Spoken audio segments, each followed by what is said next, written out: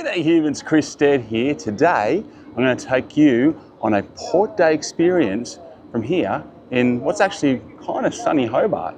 So that's Mount Wellington in the background, and that is the beautiful Hobart, really one of the great cities in the world behind us. Now I am filming right now from the deck of the Disney Wonder. And we've got one day here in Hobart, and we're going to go and see Mona, which is a very, very famous museum / art gallery there in Hobart. So I'm going to take you on that tour of that day in case you're wondering what you could do here on a port day. Now I'm going to have the kids in tow. This is a family exercise. What's it like? What are you going to do on your port day with the family here in Hobart? That's what we're going to dive into in this video. Let's go.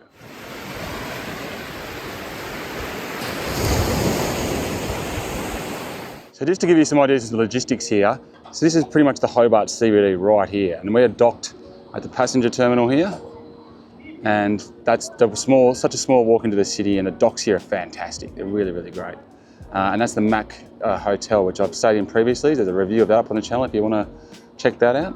But otherwise, we're going to walk from here around the dock over here to that terminal over there, and that is where the ferry is going to pick us up to take us to Mona. So that gives you an idea of the logistics involved and how long you're going to need to walk over there. Let's get started.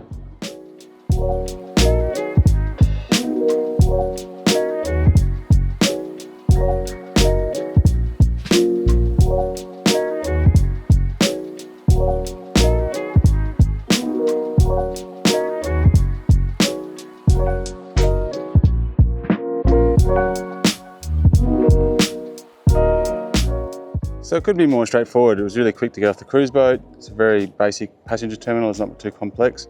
Walk here past the Hotel Mac, down past the water here. Now if you're headed in that way, a couple of streets, you're right in the middle of the Hobart CBD. There's plenty to do here on the docks. All these old colonial buildings are awesome. You can go over here, there's restaurants, there's floating restaurants on the other side of this building. There's a replica of the hut from Antarctica over just on the far side of the docks over there, and churches and lots of other things to see up there. If you keep your eye out, there's a fair chance you'll see a seal as well. I've seen them here before on the way through. Lots of photo ops and everything as you walk across to where the ferry is or whatever your port day happens to be. I noticed that they'd set up a hop on hop off little kiosk over there for people who are doing that on their port day. And there's obviously Mount Wellington up there. So one thing to note, if you're potentially considering hiring a car and driving around, which I think would be a good option, you could go to Mona and you could go to Mount Wellington, for example, which is something I looked at doing. Any seals down there today? No. Is that there are about 5 or 6 small rental car places you can walk to from the docks, and they were all well and truly sold out. So get in early. I am on a Sunday though, which probably hasn't helped. But if you want to do the hire car option, like I said, I think it's a pretty good option. You can drive up to the top of the mountain there, which is spectacular, the top of Mount Wellington. And obviously you can go to Mona or wherever you want. Something like Port Arthur would be awesome. Like Port Arthur is awesome, but it's a long drive and you want a lot of time there. So I don't know if I'd do Port Arthur. I think you'd be better off coming and doing that properly rather than racing out there and then racing through it and racing back. Like I drove out there myself. It's a hike.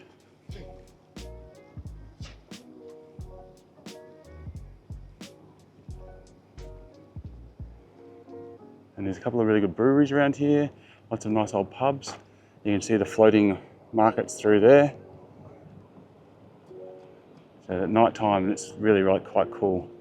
So my particular cruise, it's all on board at 4, so I won't be partaking in that. But if you've got a longer stay of any sort, this is really fun at night. It's all lit up. It's really, they've done a great job. Now I'm going to walk around to the ferry terminal over here.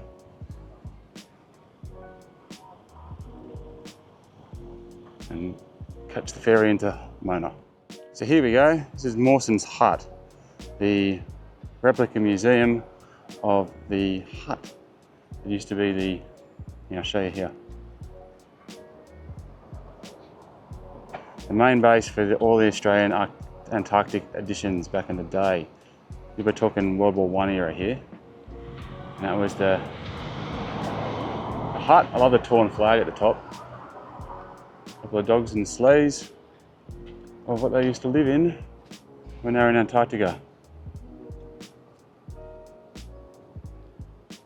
So it's just easily accessible, and I can go inside, but it's not open as yet, unfortunately. Just 200 metres from where we are standing now, Australia's very first Antarctic expedition departed for the frozen continent in 1911. Tasmania is such an awesome place. So much amazing history in it. Such a small amount of land.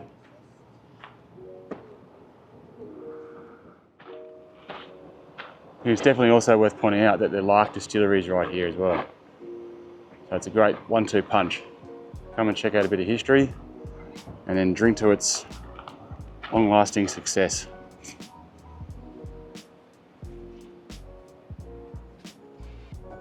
There it is, look at that. All right, it's a very short walk. I reckon you could do the walk in less than 10 minutes if you wanted to. And there is the 2 ferries, bespoke ferries that take you to Mona Art Gallery, the MR1 and the MR2. Let's jump on board.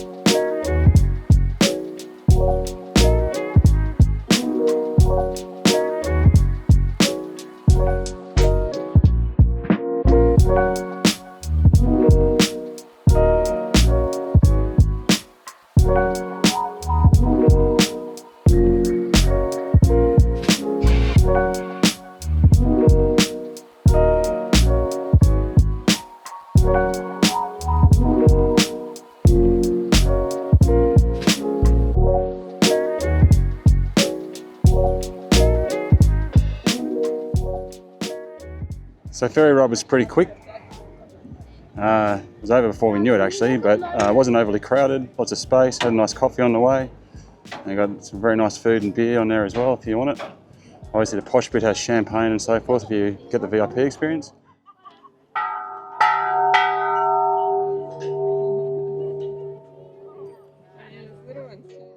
Okay, so we've just returned on the Mona catamaran here back into the Brook Street Pier. And we're about to head back to the cruise boat. So how did this go as a port day experience? So it turned out to be really good for us because it ended up pouring with rain, which is part of the reason why I chose Mona, as I thought there's lots of different things we can do, but the forecast wasn't looking good. And obviously the majority of the Mona experience is indoors, in fact it's underground.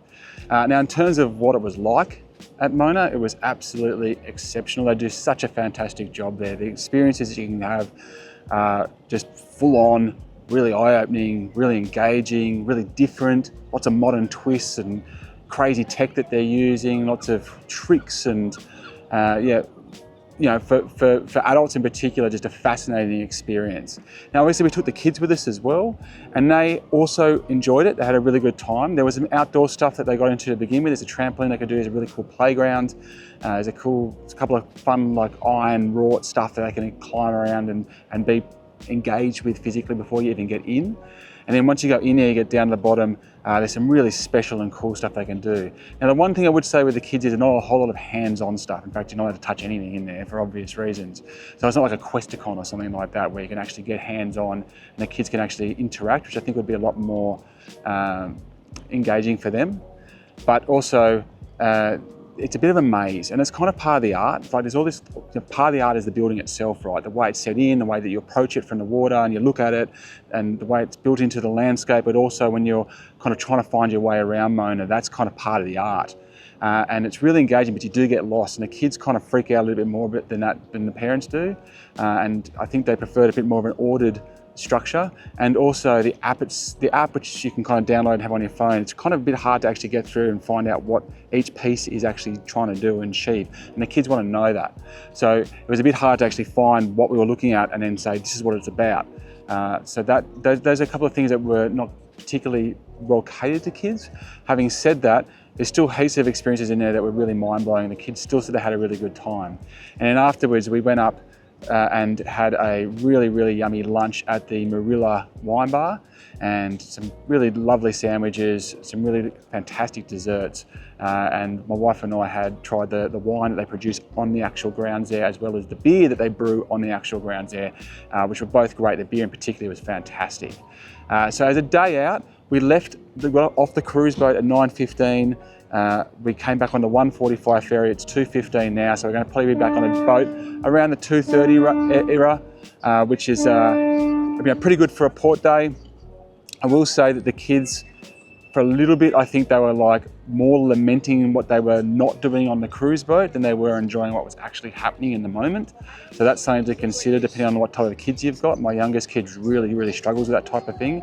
So he was a lot more harder to kind of get focused on what we were actually doing. So depending on your kid, that may change for you. I did see a couple of parents that were on the cruise boat with me, with kids, but were at the Mona without their kids, and I left them at the kids club. So that's also an option for you as well. But otherwise, as a port day experience in Tasmania, when you're coming to Hobart, in particular one, if it's looking like it's going to be a bit suspect weather, absolutely, I think Mona's great. The walk from the cruise boat here to the catamaran, which is taking off now with another group of people, is a great way to do it. It's comparative to getting an Uber, and boom, you just drop straight off and you come straight back. And it's a small walk from here to the ship. So that's definitely an excellent way to do it. All right, those are my thoughts on a port day activity heading from the docks here in Hobart to Mona and back. Really had a great day out, and we're getting back to the cruise boat with plenty of sunlight hours still to spare to enjoy the pool and get into those cocktails. All right, I'm Chris Dead. Thank you very much for watching. Make sure you check out my other videos. And as for me, I'm getting back on the road.